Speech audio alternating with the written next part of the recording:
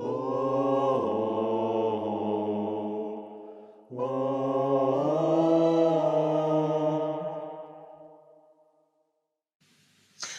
and welcome back to Aimless Ramblings. This is our episode 8 and I'm here with Tim, Sam and myself.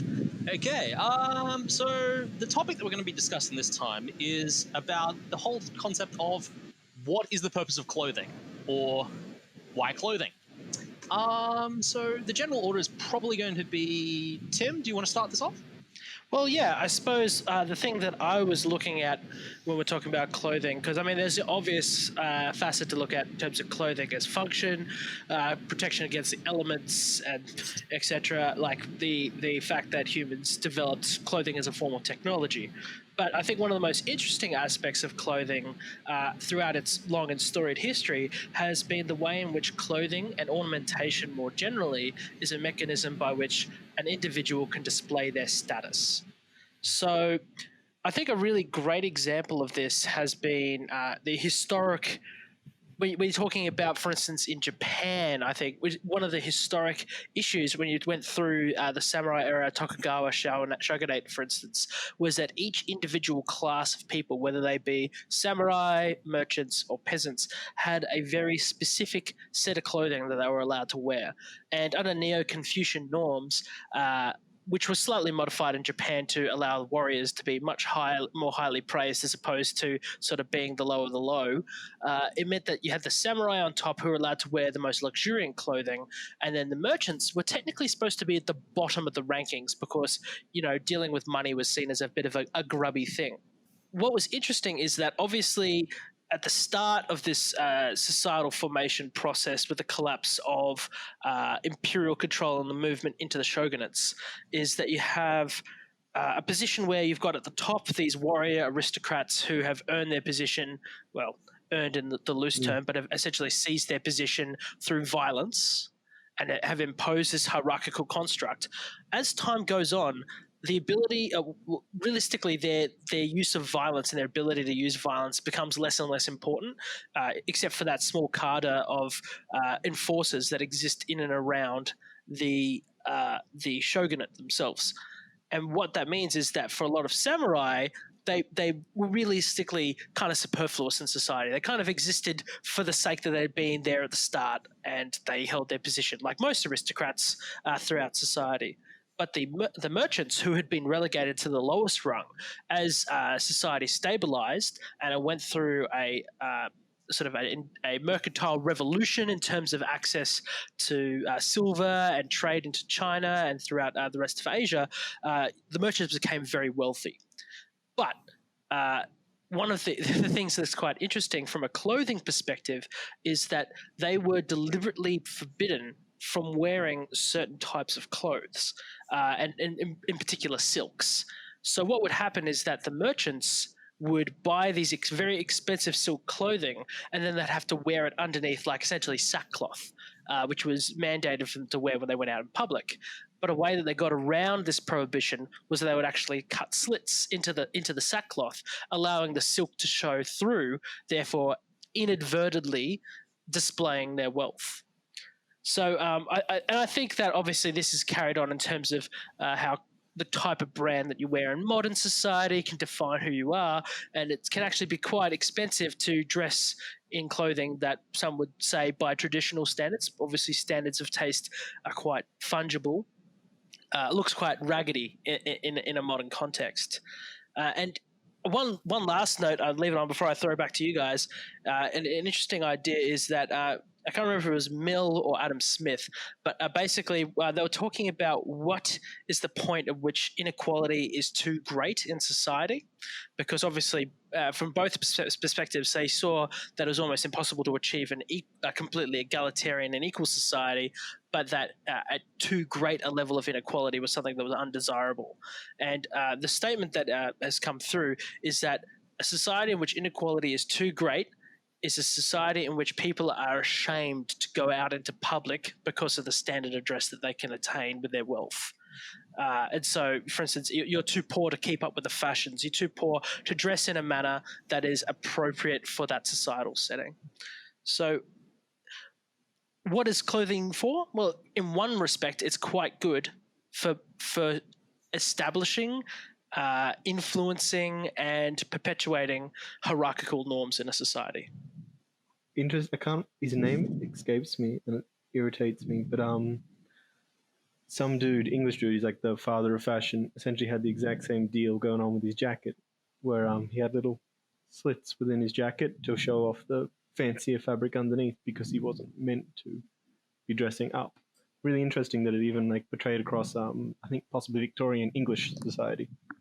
I was going to say, in terms of a question to you two guys, then I suppose in modern society, where those more traditional hard boundaries of class seem to have blurred, but at the same time, there's still obviously very powerful hierarchies of money, wealth, race, all those other societal markings. Do you think that clothing still fulfills that function, or do you think that because of the remarkable increase in individualism, that clothing is actually more of an independent method of establishing my identity as against the other, rather than conforming to a sort of societal niche? I think that instead of silks and luxurious goods, it's now just a symbol of wealth through a name drop. I think so. For example, you can buy a pretty cheap pair of sneakers, or you could buy one that's a Dr. Dre or whatever, that has a particular label, a particular association that allows you to stay within like a egalitarian sort of aesthetic, but people who know what you're wearing know that you are of a higher echelon. Then there's also the other end of the spectrum with a lot of people that are coming into wealth. They sort of sometimes jump off the other end. So the best example I saw was a guy who'd bought this very high-end sports car, which everybody appreciated for its base needs, then decided to make it into a convertible, which destroyed half of its purpose in life because it could no longer fulfill its main function, and then decided to make it half purple, half chrome, which was needlessly eye-getting just to make a statement. And that brings back to fashion this whole balance between like what is necessity and what is just like extravagance, which is always like why you follow fashion. I think the birth of the middle class as such has blurred those lines a bit, Tim. But and like kind of actually go against what you're saying, Simon, is if you have the brand of sneakers that everyone knows is great, then you're not rich. Because if you're rich, you buy the brand of sneakers that nobody knows. Because you are that next level up. You're not buying I don't know, but I'm going to say Dr. Dre sneakers because I am a hip young man. You're not buying these. You're buying some weird handcrafted, Aztec leather shoes that are like the whatever. But no one knows it because you don't need to rely on that brand because of how wealthy you are. Whereas the other one is it's attempting to put forward the facade of I am rich, look at me, I'm rich. I was going to say, do you think in that case, Sam, that potentially what it is more than anything else is rather than being like a marker to the rest of society as to my identity within a group, or even from Simon's perspective, kind of like a very individualistic, like I'm the best, I'm better than you, but rather it's kind of like an internal marker because only other people who'd be able to afford that kind of clothing would sort of identify it. Therefore, they're like, oh, you're one of the club. I mean, another way you can say it's not just based on pure money, but potentially on people who are very conscious about the kind of clothing they wear because of fair trade concerns or environmental concerns. We'll see someone wearing a certain type of clothing and know, oh, that is this particular type of recycled hemp fiber that is being used in a bamboo shoe or something. I like those shoes. You're a good person.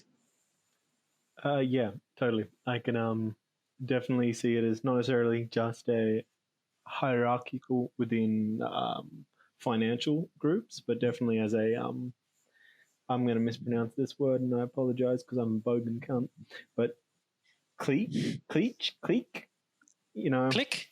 Yeah, sure. I'm so Frenchy.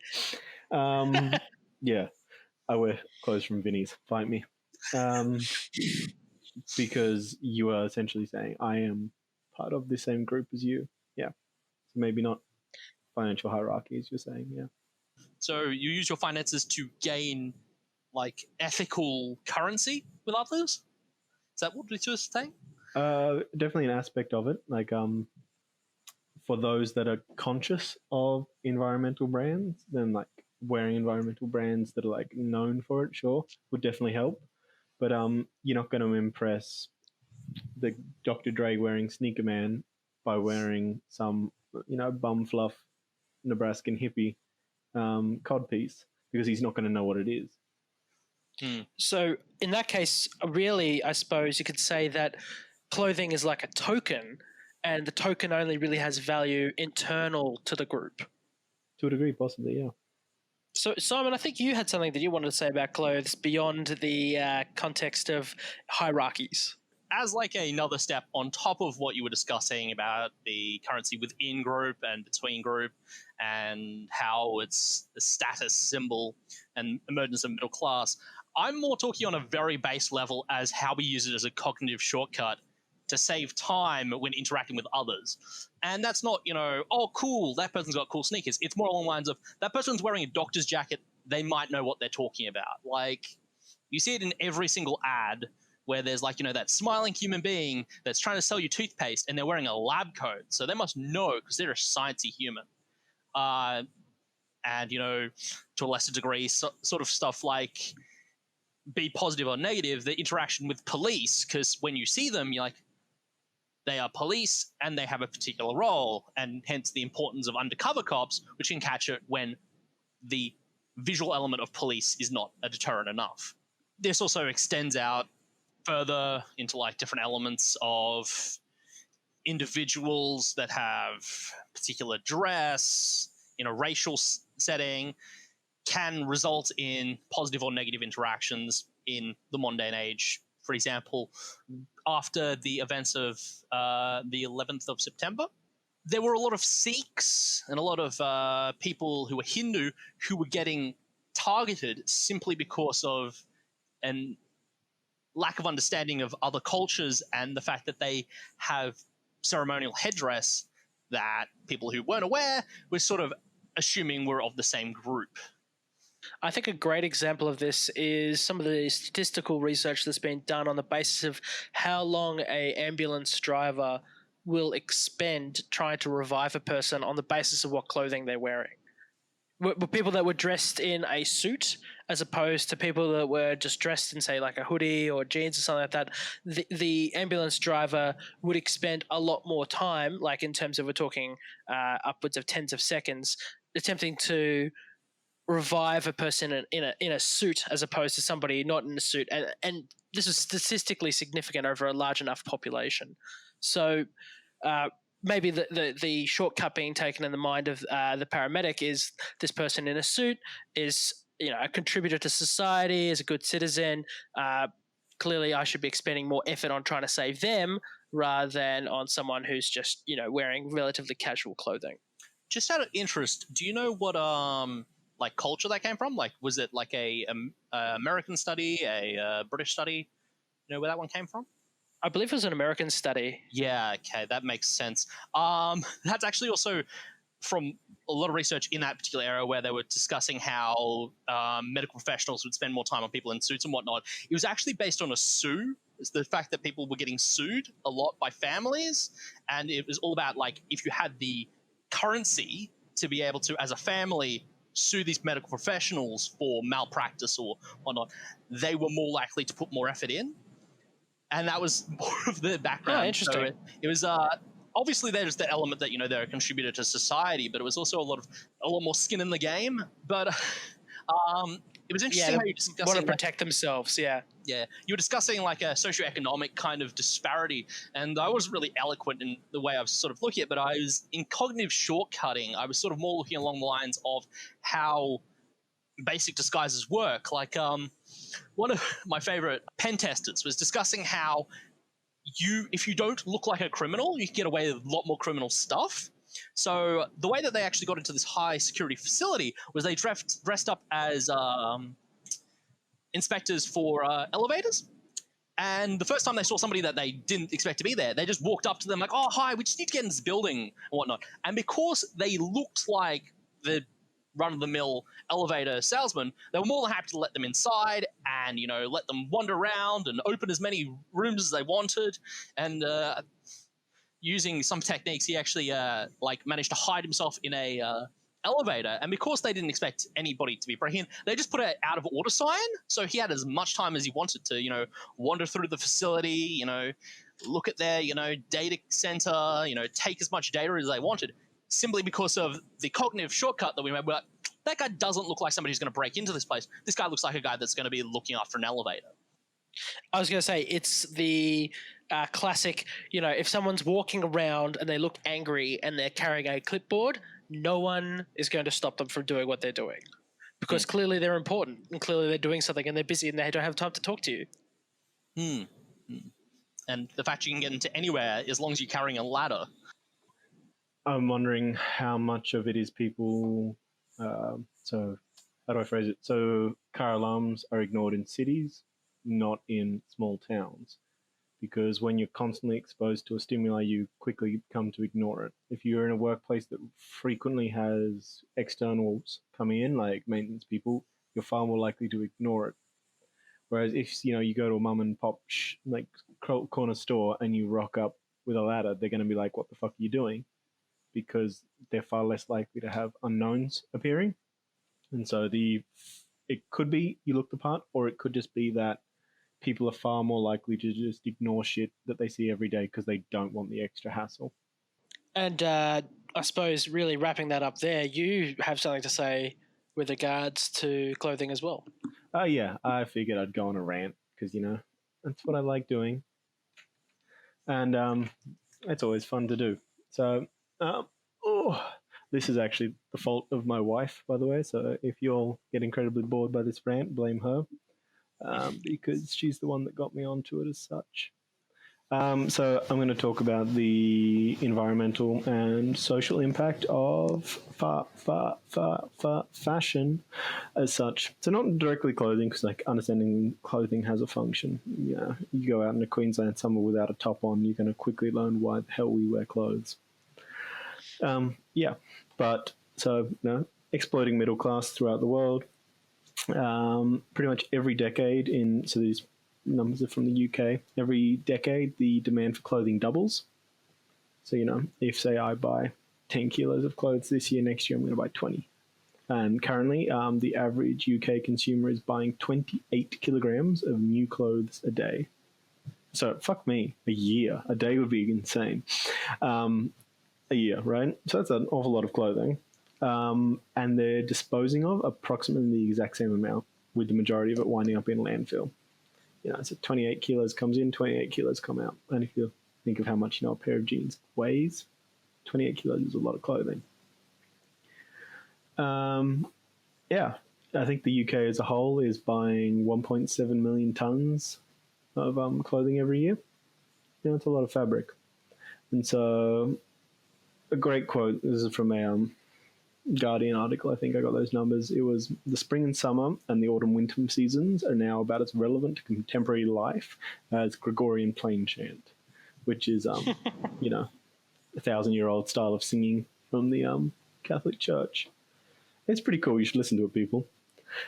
So that data's from 2008. So now I'm going to jump to 2013, so 5 years later, to Dhaka in Bangladesh, which is probably, to our non-existent listeners, probably triggering some of you already, your memories.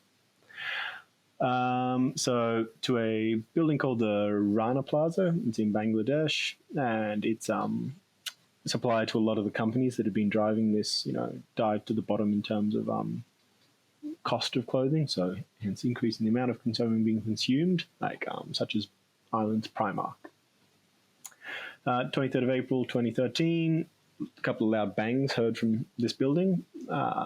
They've got an engineer in. Engineer's like, holy fucking shit, get everyone out. This place is going to collapse. So everyone evacuated. that afternoon, the owner of the building said, "This place is safe. I don't know what the hell you're talking about. I'm losing money. Go back to work." A company called, I think, Westex or something like that, essentially threatened their workers with a fine equivalent to a month's worth of wages if they didn't show up the next morning, just before 9 a.m. on the 24th. So, the very next day, building collapsed, killing more than 1,000 people and injuring 2,500. So these are these people working on sub-subsistence living wages in substandard conditions in order to provide this cheap disposable fashion, and 1,000 of them die in one whack. That's not an unusual occurrence. The number of deaths in the fashion industry in terms of production of clothing since 2005 is sitting somewhere around 3K that we know of at the moment. Most of these factories employ, not most of these factories, but a lot of these factories are alleged to employ child labor or do, what's the term, Tim? Where you owe me money, so you have to work for me? Indentured labor. Indentured labor, thank you. Yeah, so there's that massive social cost. And there was a study, again, looking at Bangladesh, that was looking at the pressure women are in to enter the clothing fashion industry, especially poor women, instead of seeking education. Because if you seek an education, you delay, obviously, earning money. And you're in a poor family, so you're pressured to work rather than learn, which just perpetuates the cycle of poverty. There was another study where, this is from the Bangladeshis, so the government's wage board in Bangladesh says that government workers need at least 3.5 times their current wage in order to live a life with basic facilities. So not doing amazingly. And that's, just a fragment of the social cost of fashion. So yeah, as I said, it's going to be a rand, gentlemen, so buckle yourselves in. Cotton, which is probably the most common fabric used, contributes to about 2.5% of the use of the arable land in the world. So, it's significant but not outrageous. But it contributes to 6.8% of all herbicides used and 16% of all insecticides used. So we're talking about billions probably of liters of pesticides or insecticides or herbicides being used just in the production of cloth. And, working as an organic chemist, especially in the environmental section, these aren't nice compounds. I think Europe's lost something like 70% of its insect life in the last 30 years. Can you notice a trend here? There's 1.6 billion tons of greenhouse gases produced on an annual basis by the clothing industry. That's greater than all international shipping and all international flights added up together. What else? And microplastics. Every time you wash your synthetic fleece jacket, it releases about 2 grams of plastic into the water system. So yeah, I'm probably going to wrap that up because it's just a goddamn rant, but something to think about next time you're at Kmart or Target to buy your nice cheap clothes is why are they so goddamn cheap? And the answer to that is because people and places are being exploited to produce them. And the negative externals are hidden from plain sight. Well, that's it. Well, they're not even hidden. They're there. We just choose not to pay attention to them.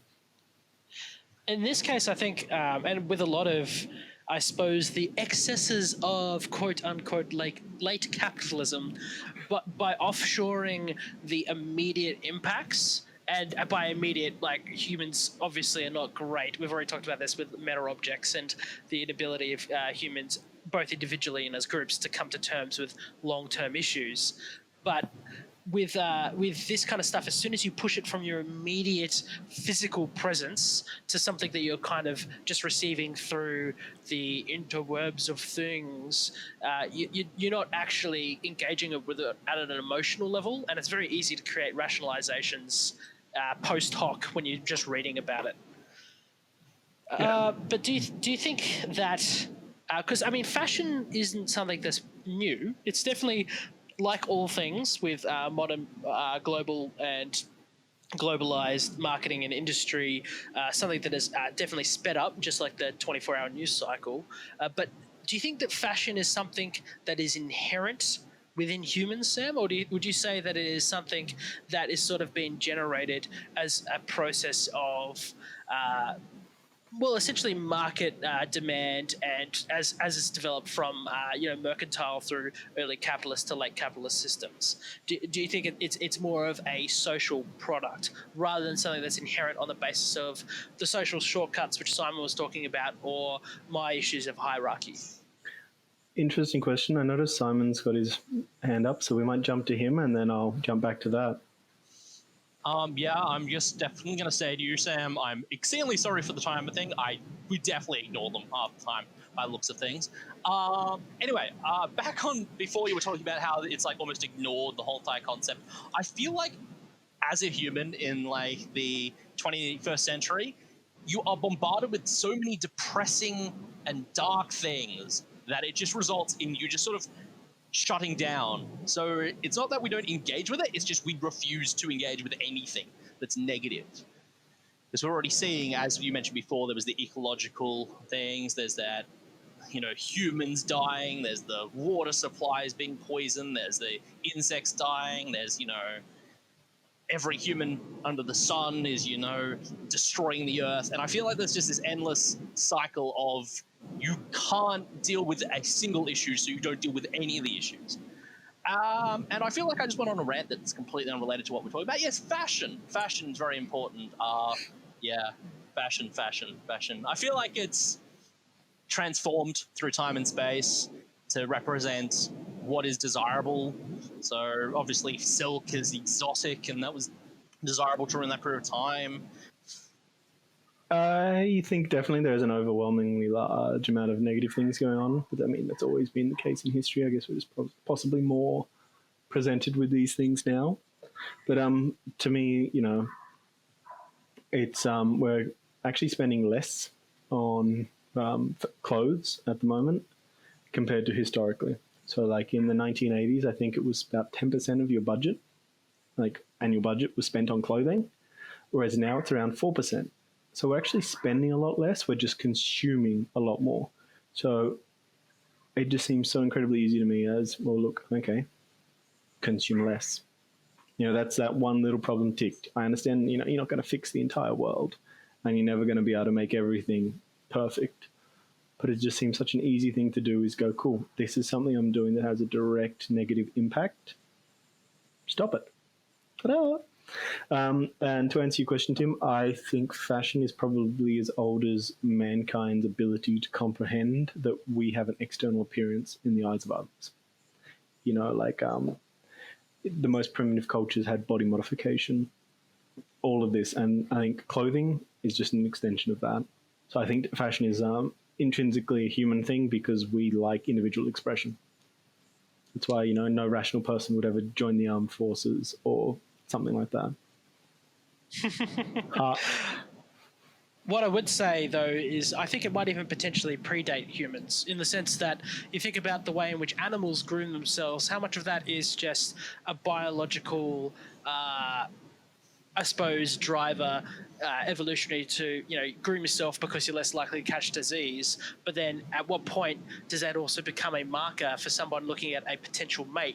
If someone is well groomed as opposed to someone that is poorly groomed, that's a quick heuristic, throwing back to Simon, as to whether or not they're an appropriate mate or an appropriate clan or, pride member.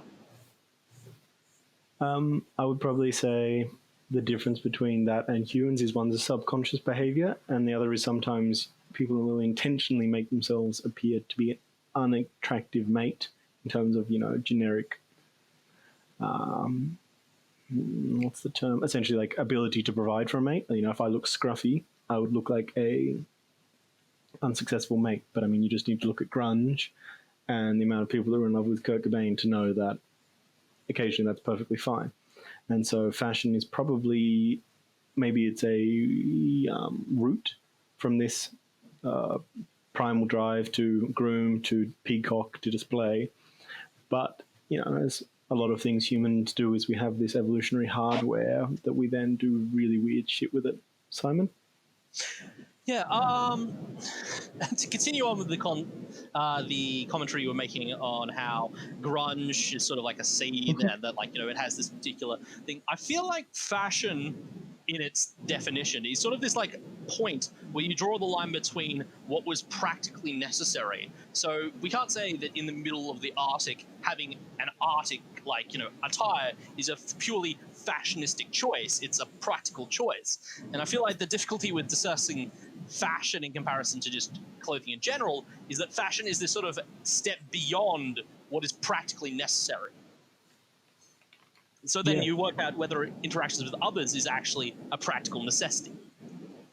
You just need to have a look at traditional Inuit clothing, though, and it is absolutely covered with ornate needlework and everything like that.